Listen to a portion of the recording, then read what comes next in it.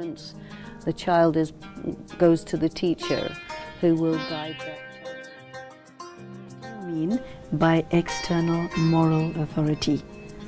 You use that expression a lot. Materialism has to do with when you are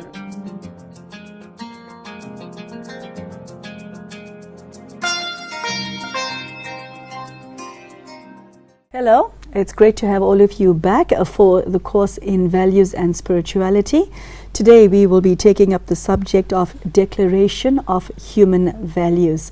I'm in the studio with Sister Denise, who is sharing her insight and wisdom, not only the text that she'd written, but the meaning behind it and the depth behind it. So Sister Denise, welcome back. Thank you. You start off by saying the International Society for Human Values in Geneva states in its Declaration of Human Values, common survival in harmony and peace is the highest human value that should be observed.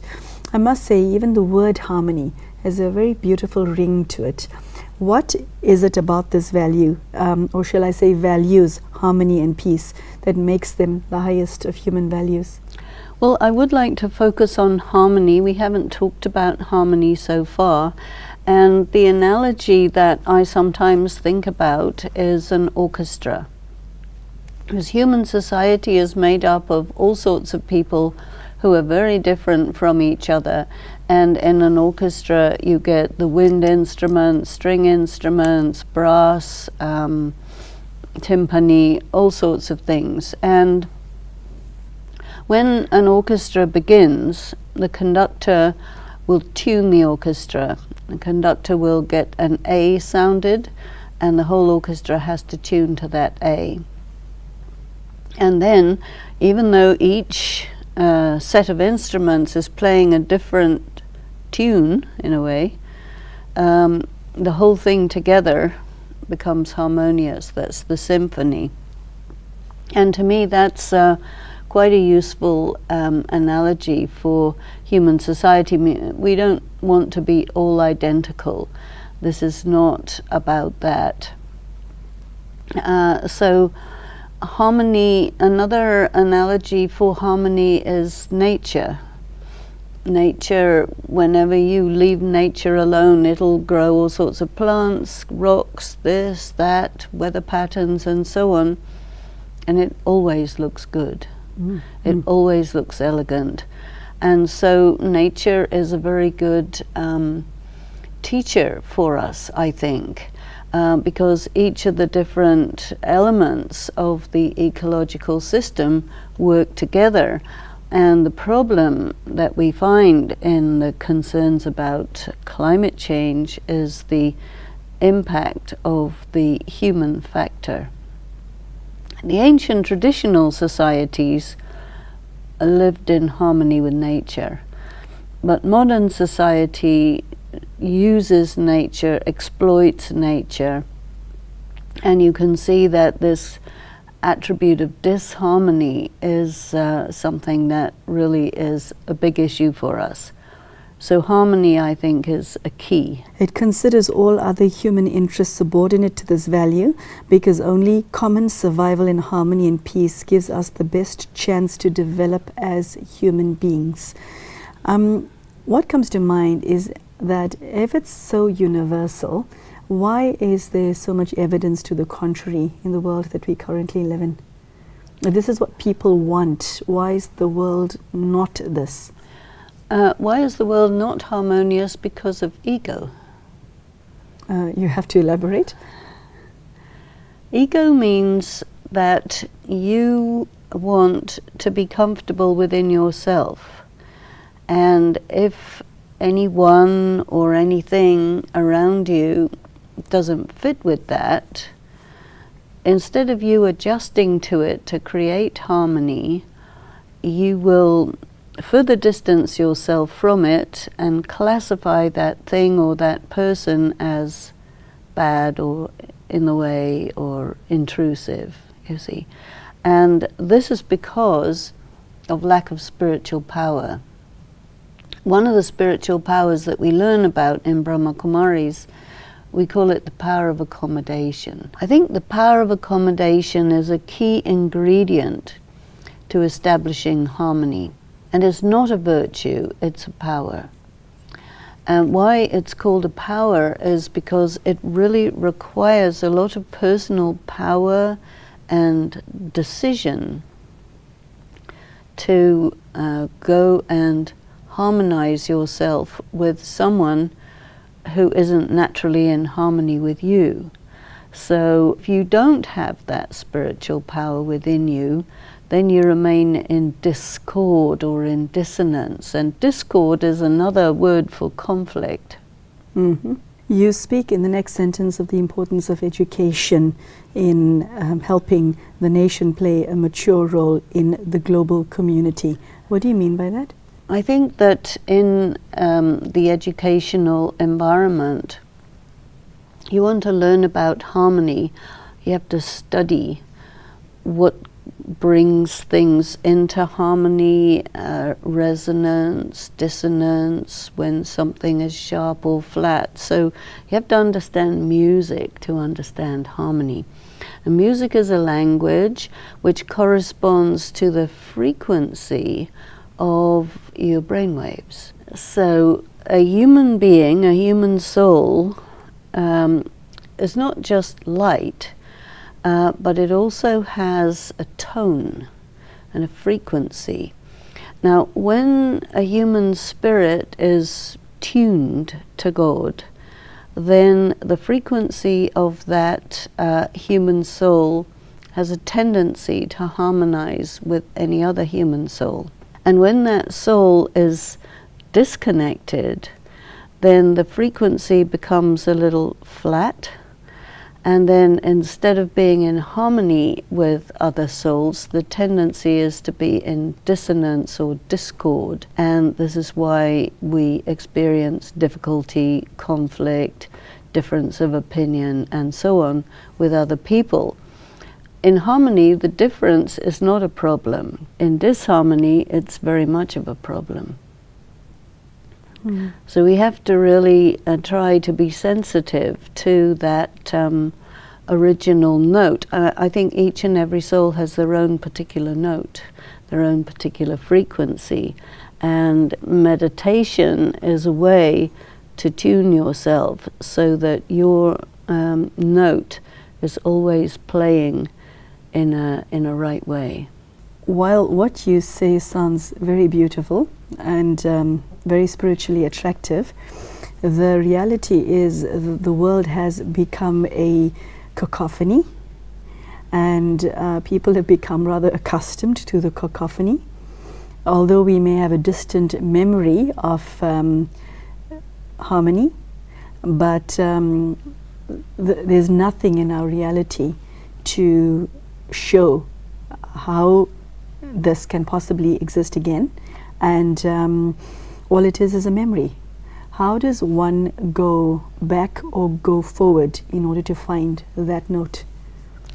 Well, it's interesting that you use the word a memory. It is a memory, and we need to remember that memory.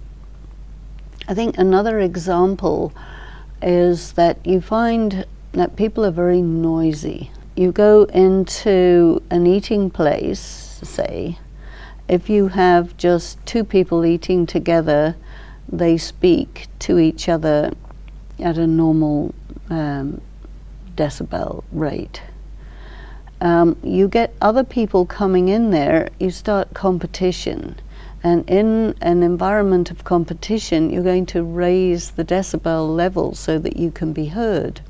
Now, in our world, one of the things you hear a lot is the sound of cars. Not just the engines, but also the horns. And then along with that, you have the sound of other machines, airplanes. If you would ever actually look for quiet in the physical world, you can sort of remove one level of sound after another, after another, after another. And you have to remove many layers before you actually get quiet. And that quiet won't last very long because we live in a very mechanized world. When you are in a place, say totally in the countryside where there's very little going on, there you start to hear the buzzing of insects and the sound of birds, or the sound of water flowing, or the sound of a breeze passing by. But we live in a world where there's so much noise, and we have to compete with that noise, and that means we're living in a noisy state, and that noisy state takes us away from our personal silence. And in silence, it's easy to harmonize, but in noise, it's very difficult because there's, as you say, only cacophony, and we intensify it. In what you just said, you mentioned the external noise that's present in the world, which we are all aware of. As I hear you speak, I'm also thinking of the internal noise that's present in every single mind across the globe. And even though we may be attracted to nature because nature offers us silence, and we may be attracted to a moment of stillness here or there, the internal noise does not allow us to enjoy silence. How does one bring this lovely state of harmony that you so beautifully describe in here where it belongs? There are many methods. Meditation is one method, and seeking out a state of quiet is another method. You know, one of the problems I think with many people is there's been a lot of trauma in their lives, one way or the other, and so people live in a state of anxiety, and they try to suppress those feelings of anxiety through drowning out the sound of that, either through television or music or whatever. So people actually seek out noisy places so that they don't need to hear the inner sounds. But I feel that if we really want to get free from all that, we have to kind of go through the noise and come back to this quiet. What we realize in meditation is that inner silence can be cultivated irrespective of external noise. But still, it doesn't change the fact that that cultivation of inner silence orients a person towards seeking externally quiet and harmonious environments. I appreciate what you just said, Sister Denise. It makes a lot of sense. I'm thinking about right now is that I've spoken to many individuals who have tried to meditate, but who experienced a lot of resistance because their internal noise proved too much. How do you combat your internal resistance? On the one hand, harmony sits deep with all of us, very deeply. But on the other hand, we have become accustomed to the noise, both the internal and the external. And that's why you only really notice it when you start meditating and you realize that you don't have the power to quieten the inner noise. So you need power to quieten the inner noise. Well, you need power, but you also need knowledge. Okay, take us through that. The act of quietening the internal noise is an act of thought. And the act of thought involved here is the thought that says to those thoughts, inner noises thoughts, right? Be quiet. You are not relevant. And you see, because the mind picks up those anxiety-produced thoughts, and then that starts running in the mind. So in your intellect, you bring in another thought, and you give the mind thoughts that create quietude and erase the other thoughts. And so you are actually using thought to change the environment, the thought environment, the mental environment. And with a powerful thought, you're able to cause weak thoughts to subside. Thoughts are like little bubbles coming up, you see. And when you cause them to subside, then you create a mental stillness using thoughts that have a deeper meaning, that draw the attention of the mind, which then doesn't bother to play with those little bubbles, you know, because it's all about bringing the mind and the intellect to work together so that the mind isn't distracted by these other things. That takes an enormous amount of personal work and dedication. What I'm thinking about is that there is, on the one hand, the determination on the part of a sincere effort maker, for want of a better word, to find their internal harmony, and on the other hand, this person is experiencing a lot of resistance. Could you tell me, how does one know whether you're heading in the right direction, and how does suppression fit into this picture? What I think we need to also remember is when we're talking about education in values, we're also talking about education in spirituality. Aspect of spirituality means the accumulation of the power to direct the mind where you want it to go, and not where other things are pulling it, you see. That's powerful. That's It very is powerful. Now, suppression means that you're suppressing the mind and trying to use force to stop it from doing its work. And that is a form of violence against the mind. And there will be, if you apply force or violence, it'll erupt somewhere else, so that won't work. Rather than suppression, you have to use guidance, guiding the mind and feeding the mind with material that is of interest to the mind, so that the mind will go for the good food rather than the junk food. That is very potent knowledge, Sister Denise, and not something that one commonly hears.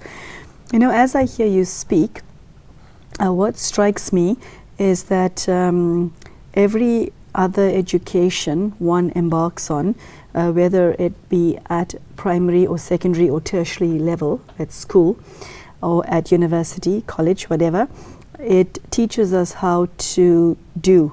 And it suddenly struck me that all of this actually teaches one how to be. It is because we are learning what the mind is, what consciousness is, what being is. Other forms of education are operating in the material world, considering the human being to be a material object. And so it's never taking up the question of what a person is, what consciousness is, and it never considers that values lie within consciousness. That's, I can feel the resonance of that in the studio. Please expand. It's all about being aware of what you are and who you are, and then from that ground of being, going into action. Other forms of education don't begin on the ground of being. They just look at behavior.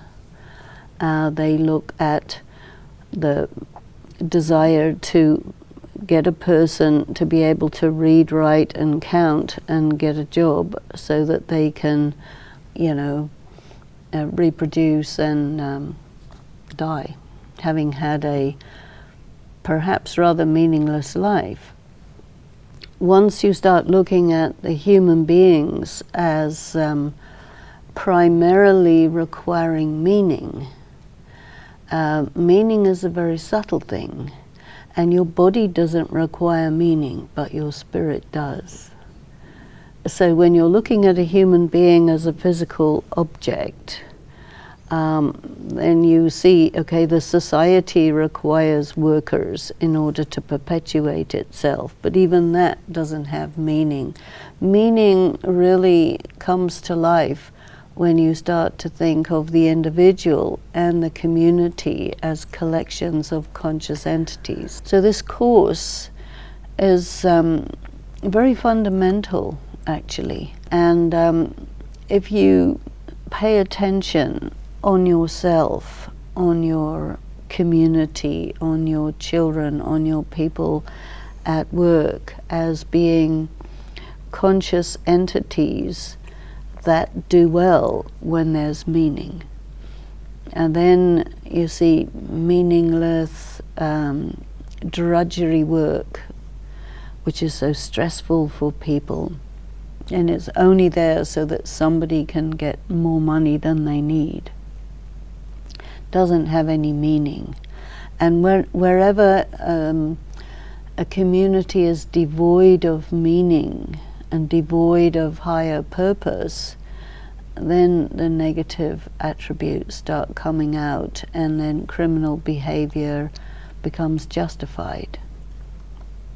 You end off this segment with the following words: survival in harmony and peace evokes a vision of a better world with core universal values. And the last bit, you speak about when these values live in the heart of teachers and are nurtured in students, a wholesome humanity and a viable future will naturally follow. I cannot think that there's a single human being in the world who doesn't want this. It's that universal. And I think that it's actually news to most students reading this and watching you right now, that this is about looking at yourself and working on yourself so deeply that you strip away all the muck and leave just that which is essentially you behind. Yes. You see, otherwise a student is identified as, you know, someone who is going to become a wage earner, a consumer, a part of the social machinery. And all of this is about teaching people to consider themselves as objects, to consider each other as objects. And when it comes to a set of objects, well, you don't need any values. But when it comes to a gathering of beings, that's when values become relevant. And when you have, on the one hand, these beings, they have feelings, they have a desire for meaning, but this message that's coming from the external moral authorities that you are an object and you don't matter as beings, they're never able to answer the question, why is life sacred? And so the answer that people normally get is, well, it isn't, we just pretend it is. And then life becomes cheap, and then people justify negative behavior, and they operate only on the basis of sense gratification.